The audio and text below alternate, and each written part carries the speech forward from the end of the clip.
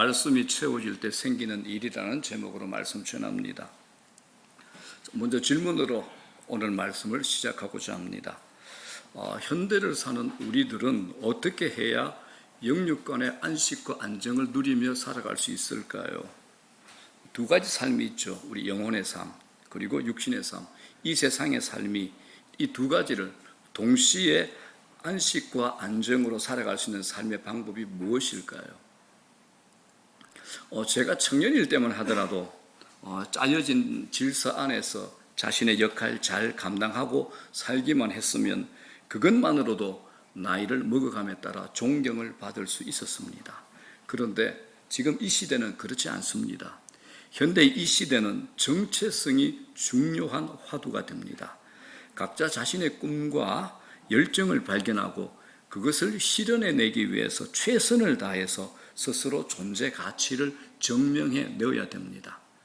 자신의 가치는 자신이 만들어내고 이루어놓은 성취로 증명을 시키는 겁니다. 그렇다 보니까 이제 자신이 이루어놓은 업적이 크면 클수록 그에 비례해서 존재 가치를 인정받게 되는 이런 세상에 살아가고 있습니다. 그런데 이 점이 현대를 사는 모든 사람들에게 엄청난 압박으로 작용을 합니다. 연로함, 나이듦, 이게 이제 쓸모없음, 이게 이제 동의어가 되어버렸습니다. 연로했다, 하는 일이 없다, 수입이 없다, 이건 이제 쓸모없다, 이런 동의어가 되어버렸습니다.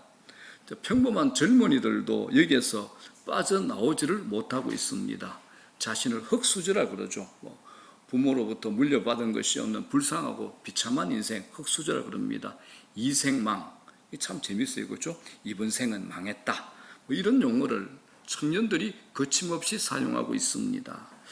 자, 여러분들은 이런 것들을 어떻게 보고 있습니까? 무엇보다도 이런 현실이 하나님이 기뻐하시는 모습일까라고 우리는 성경을 통해서 진단해 보셔야 됩니다. 자, 그러면 성경이 우리를 어떻게 하는가 한번 들어가 보겠습니다. 하나님은 인간을 하나님의 형상, 당신의 형상, 자녀로 창조하셨습니다. 우리를 죄에서 구원하기 위해서 하나뿐인 아들 예수 그리스도에게 죄값을 전부 다 담당시켜서 아들을 죽이기까지 우리를 사랑하신 겁니다. 자녀를 향한 아버지 사랑에는 사랑받기에 합당한 자녀의 조건, 사랑받기에 합당한 자녀의 조건, 이건 존재할 수가 없습니다. 주님이 친히 비유로 말씀하신 탕자의 비유를 보더라도 우리가 알 수 있지 않습니까?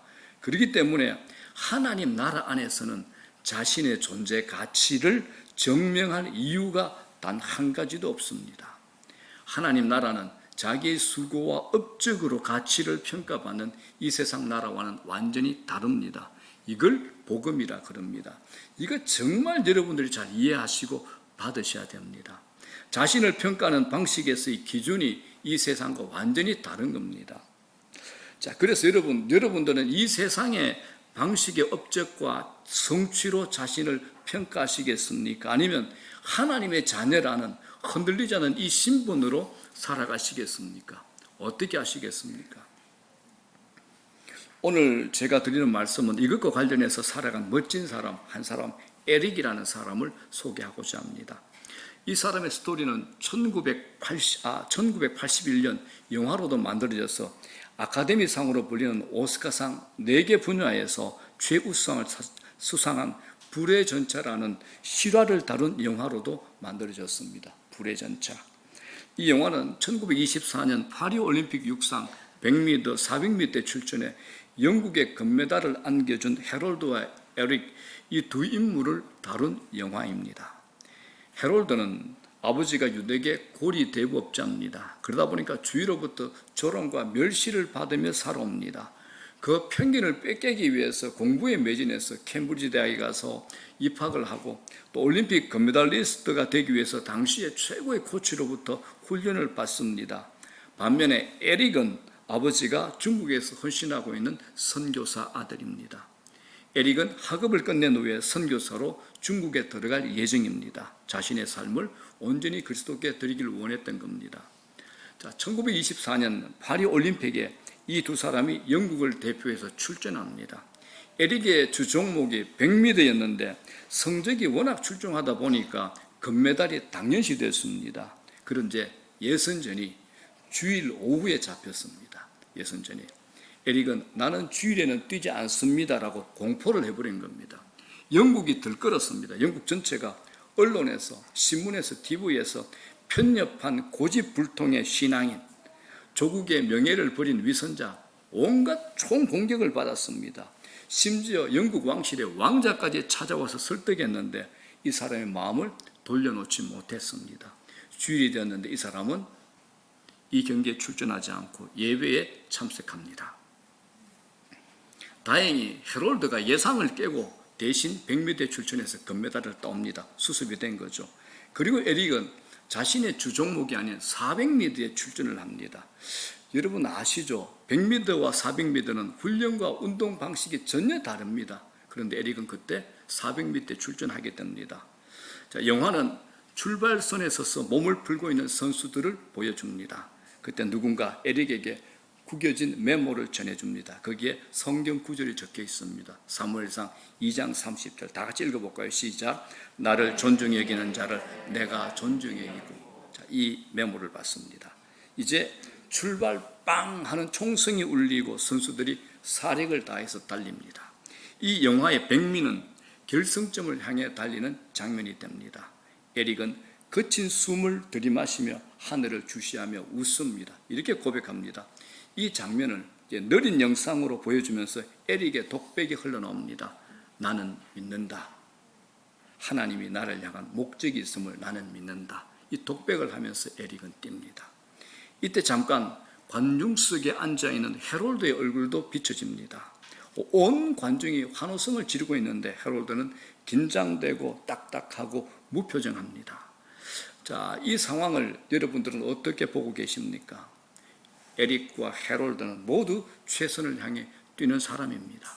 그런데 헤롤드의 목적은 자신의 성취와 자신의 능력을 증명해 보이는 것. 반면에 에릭은 자신의 가치를 인정하고 받아주신 하나님을 기쁘시게 할 뿐입니다. 에릭은 뛸 때에도 하나님 안에서 안식하고 있었습니다. 그런데 헤롤드는 쉴 때조차도 자신의 가치의 무게 때문에 내면의 무거운 경쟁의 짐을 이기지 못해서 힘들어하는 겁니다. 그 후에 1년 뒤에 에릭은 중국으로 선교사로 떠나게 됩니다. 그런데 에릭의 기록은 놀랍게도 자그마치 35년 동안 이 기록이 깨어지지 않았던 겁니다. 자, 사랑하는 여러분, 우리 대부분도 헤롤드처럼 남들과 자신에게 자신의 가치를 증명해 보이기 위해서 열심히 일하고 있습니다. 이 일은 나는 예수 그리스도를 통해서 하나님께 받아들여진 하나님의 자녀다라는 복음 안에서의 자신의 정체성을 확신하기 전까지는 절대 끝나지 않는 싸움입니다. 여러분의 정체성은 어디에 있습니까? 자신의 업적입니까? 자신의 성취입니까? 아니면 예수 그리스도 아닙니까? 하나님의 자녀라는 겁니까? 여러분의 정체성이 뭡니까? 복음은 에릭의 삶처럼 자신을 평가하는 방식에서의 기준이 다릅니다. 그래서 우리는 이 복음적 삶의 방식을 반드시 가지고 누리셔야 됩니다. 안 그러면 평생 허헉거리면서 인생을 경주하며 질주하면서 만족 없이 타인의 시선과 평가 속에 사셔야 되는 겁니다. 하나님께서 우리에게 이 정체성을 주신 겁니다. 이거 받으시고 가지시고 누리셔야 되는 겁니다.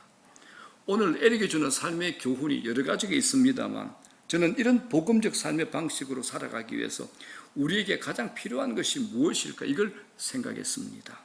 실제로 우리는 세상의 공격과 평가 안에 살고 있습니다. 세상이 만들어 놓은 함정을 피하며 살아야 하는 우리는 매 순간이 아슬아슬합니다. 갈수록 더 힘들어져 갑니다. 문제들은 많아져 가는데 답을 찾는 것은 더 어려워져 가는 그런 세상을 살고 있다는 것은 우리를 보고 있습니다. 오늘 우리의 문제와 동일한 현상이 이스라엘에도 있었습니다. 오늘 본문 아모스의 저자는 제목 그대로 아모스입니다. 그의 직업은 목자입니다. 뽕나무를 재배하는 평범한 농민입니다.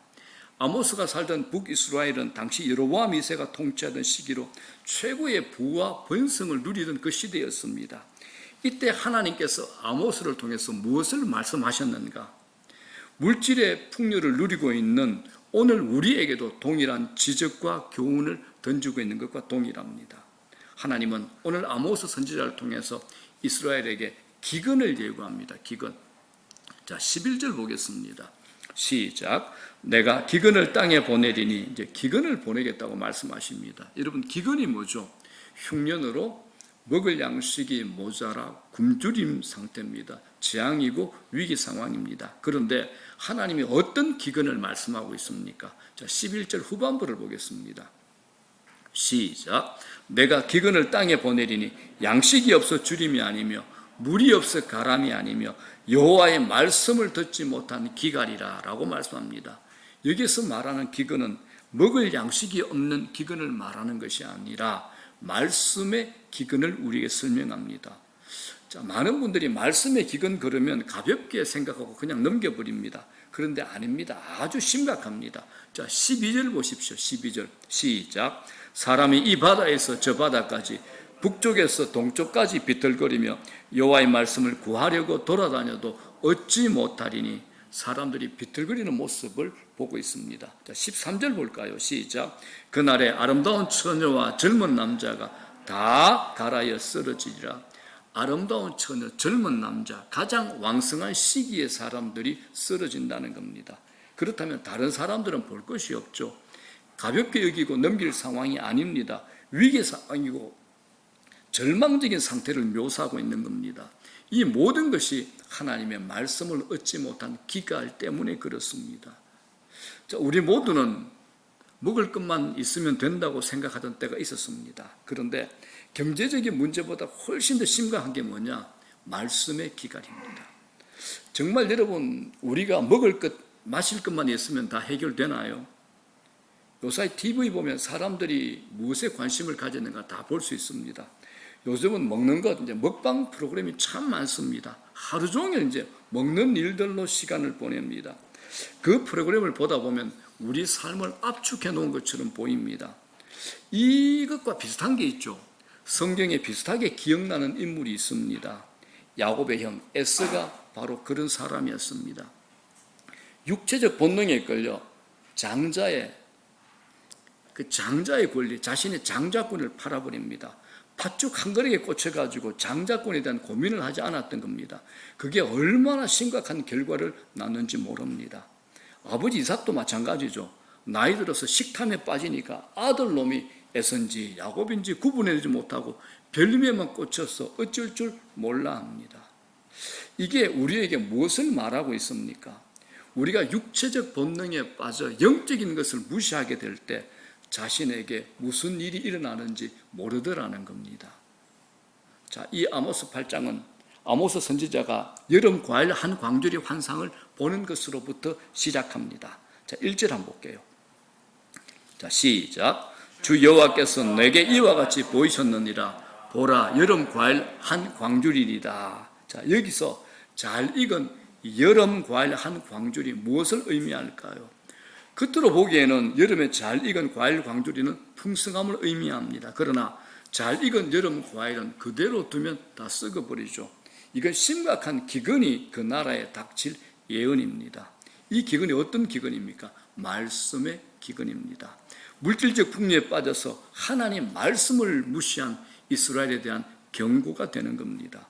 여러분, 이 기근 누가 보낸 겁니까? 하나님이 보내신 겁니다. 그러나 그 기근을 몰고 오게 한 원인 제공은 이스라엘 백성들입니다. 원인은 하나님 말씀을 지속해서 무시했기 때문에 그렇습니다. 그래서 이 아모스를 읽다 보면 오늘 우리 시대와 많이 닮아 있다는 것을 보게 됩니다. 이스라엘은 물질적인 풍요에 젖어서 세상적인 것에 탐닉한 나머지 종교적인 형식만 갖추고 있는 겁니다. 그래서 하나님의 선지자들을 통해서 계속 말씀을 보냈는데 그들은 귀 기울이지 않는 겁니다. 그래서 얼마 있지 않아서 결국 풍요로움이 기근으로 뒤바뀔 거라는 예언을 받게 됩니다. 그러므로 여러분, 영적 기근을 간단하게 생각해서는 안 됩니다. 나는 교회 다니고 있기 때문에 영적으로 문제가 없다라고 생각할 수 있습니다. 대개는 우리 모두가 영적인 기갈보다 현실적이고 경제적인 기갈을 더 많이 느끼며 살아갑니다. 돈에 목말라 하고 당면한 현실에 몰려서 영적인 갈증을 대부분 무시하고 살아갑니다. 그래서 영적인 기근은 어느 순간 나도 모르게 내 안에 쌓여갑니다. 세속적인 신자들이 누굽니까? 겉은 신자입니다. 속은 세상을 닮은 사람들입니다. 세속적인 신자들이 누군지 무엇을 보면 알 수 있습니까? 그 사람이 어디에 관심을 두고 사는지 보면 알 수 있습니다. 먹고 마시는 것만 초점을 두고 산다면 그건 세속적인 그리스도인이 됩니다. 성경은 그들을 향해서 육신에 속한 자라고 합니다. 육신에 속한 자는 영적인 갈증을 느끼지 못하는 자입니다. 영적인 것에 적극성이 전혀 없이 하나님 말씀을 들어도 대충 듣고 맙니다. 자, 이쯤에서 여기 계신 분들 중에서 우리가 보는 이 성경이 정말 하나님 말씀이 맞기는 한 건가라는 의구심을 가진 분들이 있을 겁니다. 뿐만 아니라 자신은 성경이 하나님 말씀인 것을 믿지만 주위에서 그런 의심의 말을 던지게 될 때 마땅한 답변이 없어 곤란을 겪는 분도 있을 겁니다. 여러분, 기독교의 최고 권위가 뭘까요? 기독교의 최고 권위는 이 성경입니다. 성경을 통해서 우리는 하나님을 알고 성령의 감동과 인도하심을 믿습니다. 또한 받습니다. 자, 물어볼게요, 여러분. 만약 성경이 없다면 우리는 어떻게 될까요? 이 성경이 없다면 우리는 어떻게 될까요? 여러분들 생각은 어떻습니까? 이 성경이 없다면 우리는 어떻게 될까요? 인간은 자신의 운명도 모르고 살다가 영원한 심판을 받게 되는 겁니다. 자, 디모데후서 3장 15절 이렇게 얘기합니다. 시작. 성경은 능히 너로 하여금 그리스도 예수 안에 있는 믿음으로 말미암아 구원에 이르는 지혜가 있게 하느니라. 무엇이요? 성경이 너로 하여금 그리스도 예수 안에 있는 믿음으로 말미암아 구원에 이르는 지혜를 얻게 만든다. 누가요? 성경이 하는 겁니다. 그래서 성경이 우리에게 구원을 가르치는 유일한 도구가 됩니다. 만약 성경이 없다면 우리 인생 멋대로 살다가 영원한 심판에 빠지게 되는 겁니다. 성경이 없다면 우리는 하나님의 뜻을 알 수 없습니다. 하나님 말씀이 성경에 존재하지 않는 신앙생활은 없다라는 겁니다. 자, 그렇다면 성경이 하나님 말씀이라는 권위를 어떻게 입증할 수 있을까요? 성경은 믿음의 사람들이 하나님에게서 보고 들은 계시와 성령께서 주신 영감으로 기록된 글입니다. 이걸 베드로후서 1장 21절에 이렇게 정명합니다. 이 말씀 여러분도 외우셔야 돼요. 다 같이 시작. 예언은 언제든지 사람의 뜻으로 난 것이 아니요 오직 성령의 감동하심을 받은 사람들이 하나님께 받아 말한 것입니다. 성령의 감동하심을 받은 사람들이 하나님께 받아 말한 것, 이게 예언 성경 말씀이 되는 겁니다. 그러므로 성경은 하나님의 계시의 영역이라서 인간의 지성과 이성으로만 담아내기에는 너무 무겁고 큽니다. 삼위일체 하나님을 인간의 이성으로 이해할 수 없죠. 성경의 이적들은 과학이나 물리법칙으로 증명할 수 없는 것들입니다. 여러분, 오병이어를 어떻게 증명하겠습니까? 오병이어를 어떻게 과학적으로 설명하겠습니까? 베세다 광야에 성인 남자들만 5,000명이 모였습니다. 저녁에 되어서 배가 골맞습니다. 아이들과 여자까지 합치니까 2만 명이 되는데 그들이 가지고 있는 식량은 작은 아이가 가지고 있는 보리떡 5개, 물고기 2마리밖에 없었습니다. 예수님께서 그걸 들고 감사 기도했더니 그들이 다 먹고도 12광주리가 남았습니다. 이게 과학적으로 설명이 됩니까? 이게 어떻게 과학적으로 설명이 됩니까? 동정녀 탄생. 제가 처음 예수 믿을 때 저희 사촌 형과 매일 싸웠던 주제가 동정녀 탄생입니다. 막내야, 너 교회 다니면서 예 형님, 야 어떻게 처녀가 혼자서 애를 낳냐? 이해가 되냐? 맨날 이걸로 싸웠습니다. 동정녀 탄생. 예수님의 부활, 이건 믿음이 아니고서는 무엇으로 의심 없이 받을 수 있겠습니까? 성경의 핵심 내용들 중에서 과학으로 증명할 수 있고 합리적으로 설명할 수 있는 것이 과연 몇 가지나 될까요? 예수님께서 배를 타고 그라사를 가실 때 전날에 너무 많은 일을 하셔서 피곤해서 배에서 주무셨습니다. 하지만 그토록 곤히 주무시다가 큰 풍랑이 닥쳤는데 제자들이 너무 놀라서 예수님 그만 주무시고 우리 살려주십시오 호들갑을 떠니까 이제 그때 깨셨습니다. 그런데 그 광활한 풍랑과 바람을 꾸짖으니까 배가 잠잠해졌습니다. 그 바다가 잔잔해졌습니다. 쥐죽은 듯이 풍랑과 바람이 잠잠해졌습니다. 이걸 무슨 재간으로 설명해내겠습니까? 무슨 재간으로? 성경에는 인간의 이성과 지식으로 이해할 수 없고 해석할 수 없는 일들이 너무 많습니다. 성경은 인간의 이성과 합리성으로 설명할 수 없는 것입니다. 자, 그렇다면 우리가 이 성경을 어떻게 대할까? 예수님께서 어떻게 이 성경을 대하셨는가? 우리가 따라하면 됩니다. 예수님께서 공생에 처음 시작하실 때 40일 금식한 후에 광야에서 사탄에게 3차례 시험 당하셨습니다. 주님은 그때마다 늘 동일하게 얘기합니다. 기록되었으되 기록되었으되 기록되었으되. 성경 말씀을 인용하심으로 사탄의 시험을 이겨내신 겁니다. 그리고 마지막 십자가에 달려 운명하실 때도 어떻게 고백합니까?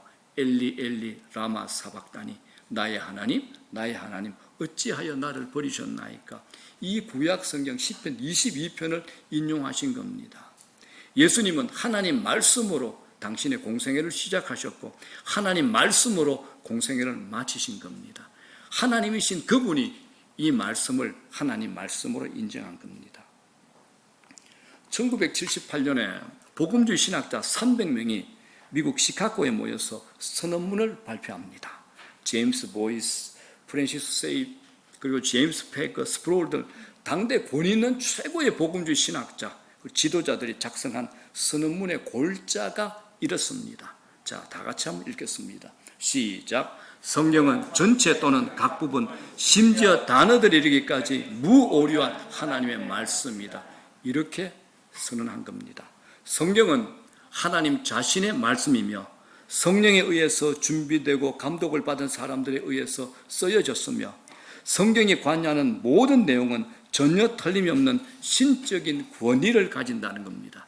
그래서 이 성경은 신적인 권위가 있는 영적인 책이 됩니다. 그렇기 때문에 성경이 주장하는 모든 것은 하나님의 교훈으로 믿어야 되고 성경이 요구하는 모든 것은 하나님의 명령으로 순종하셔야 됩니다. 성경이 약속하는 모든 것은 하나님의 약속으로 받아들여야 한다는 것입니다. 이쯤에서 이제 성경에 대해서 좀 아시는 분들 까다로운 질문 한 가지를 또 던집니다. 성경이 하나님 말씀이 맞다는 것을 인정하더라도 이 성경에 원본은 없잖아요 라고 얘기합니다. 원본은 없잖아요. 그렇습니다, 여러분. 안타깝지만 현재 존재하는 것은 사본들밖에 없습니다. 어떤 사본은 성경 전체를 다 담아내고 있지만 대부분은 성경의 일부만 담아내고 있습니다. 자, 그렇다면 신약 성경 헬라어 사본의 숫자가 몇 개쯤 될까요? 성경의 사본 20개요? 5개요? 100개요? 아닙니다. 5,800개입니다. 성경의 사본이 5,800개입니다. 우리가 생각할 때 신약 성경의 사본만 하더라도 5,800개 정도 되니까 내용이 혼란스럽고 뒤죽박죽일 것이라고 상상합니다. 놀랍게도 5,800개가 되는 사본의 97%는 완전히 일치합니다. 97%는. 그런데 나머지 3%도 교리적으로 신학적으로 중요한 부분이 혼란을 빚을 만한 내용은 전혀 없다라고 신학자들은 얘기합니다. 오히려 수천 권의 사본을 통해서 원본과 같다고 확신할 만한 성경을 찾아낼 수 있다고 학자들은 주장합니다. 그래서 디모데후서 3장 16절에 바울이 성경을 뭐라 그럽니까? 모든 성경은 하나님의 감동으로 된 것으로. 여기에 감동이라는 단어는 헬라어로 데오프 뉴스토스입니다. 하나님께서 숨을 불어넣으신다. 이게 성령의 감동입니다. 이 단어는 창세기에서 하나님께서 흙으로 인간을 만드신 후에 하나님께서 인간의 그 코에 생기를 후하고 불어넣어서 그 생명의 숨기를 통해서 사람이 된 것, 바로 그 단어와 동일합니다. 그러므로 모든 성경이 하나님의 감동으로 쓰여졌다는 것은 하나님께서 당신의 영을 성경 그 단어들 위에 그리고 그 속에 불어넣으셨다는 겁니다. 그러므로 이 성경은 하나님 말씀이 되는 겁니다. 이것처럼 성경 저자들이 성령 충만하여 하나님께서 전하시고자 하는 메시지를 정확하고 권위 있게 기록할 수 있었던 겁니다. 그래서 성경은 하나님의 말씀입니다. 무오한 말씀으로 믿을 수 있는 겁니다. 이 주장을 신학 용어로 성경 무오설이라 그럽니다. 성경은 오류가 없다라는 겁니다. 그러므로 여러분, 제가 여러분들에게 꼭 부탁드리고 싶은 말씀이 있습니다. 이 성경 말씀을 정보로 대하시면 안 됩니다. 정보로 대하시면 안 됩니다. 현대인들이 제일 많이 실수하는 거 있죠. 성경 말씀을 정보로 대하는 겁니다. 내 일평생, 내 전생애를 믿고 맡길 수 있는 하나님의 말씀으로 대하셔야 됩니다. 본문을 보면 이스라엘 사람들이 겉으로는 말씀을 무시하지 않습니다. 자, 12절 볼게요. 12절. 시작. 사람이 이 바다에서 저 바다까지 북쪽에서 동쪽까지 비틀거리며 여호와의 말씀을 구하려고 돌아다녀도 얻지 못하리니 말씀을 찾지 않은 것 아닙니다. 말씀을 찾으려고 돌아다녀도 얻지 못한 겁니다. 그런데 왜 말씀을 얻지 못했을까요? 그 당시 백성들은 말씀을 듣긴 들었는데 하나님 말씀에 순종할 의지가 없었던 겁니다. 중요한 게 뭐냐? 여러분, 하나님 말씀에 순종하려는 태도입니다. 말씀에 대한 순종의 의지가 없으면 말씀을 아무리 들어도 이 말씀이 귀에 들어오지 않습니다. 여러분, 좋은 설교 듣는다고 좋은 신자 되는 것 아닙니다. 오늘 우리가 방송 설교, 앱으로 설교 듣는 경우가 얼마나 많습니까? 말씀을 찾아 돌아다니는 것 문제가 아닙니다. 핵심은 말씀을 듣는 태도입니다. 순종의 여부라는 겁니다. 순종의 태도가 없으면 아무리 명설교를 들어도 소용없습니다. 소용없습니다. 대신에 어떤 누가 설교를 한다 하더라도 그 말씀을 통해 내가 순종하려는 태도를 가진다면 어떤 설교든 좋은 설교가 될 것입니다. 순종의 자세 없이는 아무리 말씀을 많이 들어도 말씀의 기근이 찾아옵니다. 요사이 말씀의 홍수시대 아닙니까? 얼마나 말씀 많이 듣습니까? 그런데 말씀을 통해서 은혜 받았습니다. 이 말씀이 나를 바꿔놓습니다. 이렇게 고백하는 분 참 힘듭니다. 듣기는 좋았어요. 듣기는 좋았어요. 이게 무슨 말입니까? 정보로 듣고 있는 겁니다. 정보로. 들었다는 것은 순종으로까지 이어지는 거, 이게 들었다라는 겁니다. 순종으로까지 이어지셔야 됩니다. 여러분, 이 말씀이 우리 안에 채워질 때 어떤 일이 일어납니까? 삶에 대한 갈등, 무질서가 사라집니다. 말씀이 우리 안에 채워지면 힘을 쏟아야 될 것을 우리가 알게 되는 겁니다. 내 인생의 에너지를 쓸데없는 것에 쏟아붓지 않습니다. 말씀이 내 안에 들어오면 내 영혼이 살아나니까 그런 자각이, 영적 자각이 일어나게 되는 겁니다. 결론적으로 여러분, 말씀을 들을 때 어떻게 내가 살아야 되는지 분명해집니다. 뽀였던 것이 맑아지고 선명해지는 겁니다. 그래서 중요한 것, 하나님 말씀을 잘 받아들이는 일입니다. 하나님 말씀을 잘 받아들이면 말씀을 대하는 태도가 중요합니다. 예수님께서 마태복음 13장 8절에서 이렇게 얘기하시죠. 더러는 좋은 땅에 떨어짐에 어떤 것은 100배, 어떤 것은 60배, 어떤 것은 30배의 결실을 하였느니라고 말씀하십니다. 말씀이 우리 마음에 제대로 떨어지면 놀라운 일이 벌어진다는 겁니다. 좋은 땅이 뭡니까? 우리입니다. 우리. 내 삶의 모든 방황, 고민, 말씀 앞에 완전히 해결되는 역사가 일어납니다. 말씀의 능력은 우리가 상상한 것보다 훨씬 더 큽니다. 삶이 힘들고 위기가 몰려올 때 말씀 읽으셔야 됩니다. 그런데 여러분 어떻습니까? 삶의 어려움이 다가오면, 어려움이 생기면 말씀을 평소보다 더 읽지 않는 것이 우리의 현실입니다. 도리어 자기가 해결해버리고 이리저리 뛰다니고 전화 통화하기 바쁩니다. 그러면 복잡하고 더 어려워집니다. 영적 세계에도 빈익빈 부익부 세계가 있습니다. 갈수록 더 풍요로워지는 사람이 있는가 하면 갈수록 더 쪼그라들어지는 사람도 있습니다. 마태복음 13장 12절에 이렇게 정명합니다. 뭐라 그럽니까? 시작. 무릇 있는 자는 받아 넉넉하게 되되 없는 자는 그 있는 것도 빼앗기리라 라고 말씀합니다. 우리가 부지런히 하나님 말씀을 먹지 않으면 육체적 본능의 힘이 더 세집니다. 우리 안에 있는 죄의 본성은 그대로 있지 않습니다. 우리 안에는 죄의 본성도 자랍니다. 그래서 힘들수록 말씀을 부지런히 읽으시고 먹으셔야 됩니다. 여러분, 우리가 보고 있는 이 성경, 성령의 감동하심을 입은 사람들이 기록한 살아있는 하나님 말씀입니다.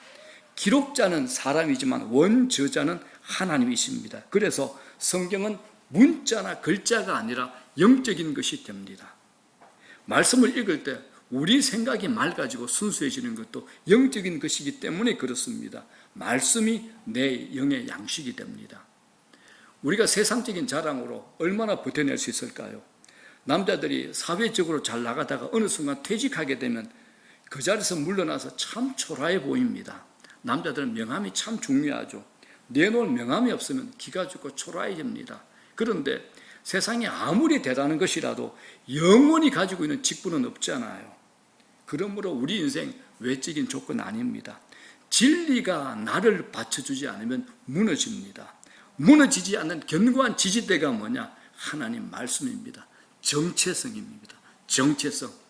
그래서 말씀을 지속적으로 사랑하고 말씀을 따라 살아온 사람들은 무게가 느껴지고 품격이 있습니다. 막 살아가는 사람들 자신의 감정 하나 제대로 추스리지 못하잖아요. 괜히 화내고 별것 아닌 것에 자존심 상해서 사람들에게 욕설하고 죽이기까지 하지 않습니까? 요한복음 8장 뭐라 그럽니까? 진리를 알지니 진리가 너희를 자유롭게 하리라.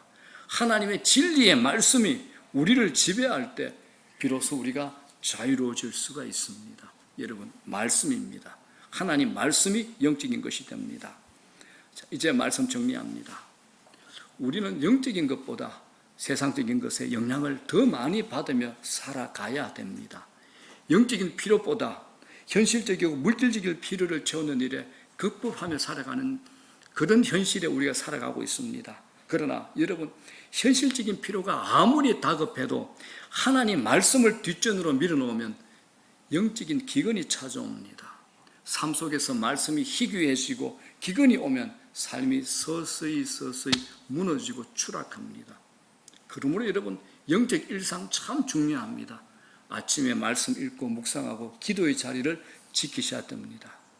그리고 우리 안에 있는 확신, 여러분이 가지고 있는 확신, 말씀에 근거해서 확신을 가지셔야 됩니다. 그 확신이 말씀에 근거가 있어야 됩니다. 말씀에 근거하지 않은 확신은 뭡니까? 자기 신념에 불과합니다. 신념은 자신에서 나온 겁니다. 내 감정, 내 경험에 의한 확신은 아닙니다. 하나님 말씀에 근거한 확신을 여러분들이 가지셔야 됩니다. 그러므로 말씀을 부지런히 듣고 부지런히 배우셔야 됩니다. 말씀을 열심히 읽으셔야 됩니다. 말씀을 계속 읽고 배우면 내 안에 믿음이 깊이 뿌리내리게 됩니다. 말씀을 통해 믿음이 깊이 뿌리내리시기를 주의 이름으로 축원합니다. 무엇보다 말씀을 읽고 먹으면서 시냇가에 심은 나무와 같은 인생 되시기를 주님의 이름으로 축복합니다.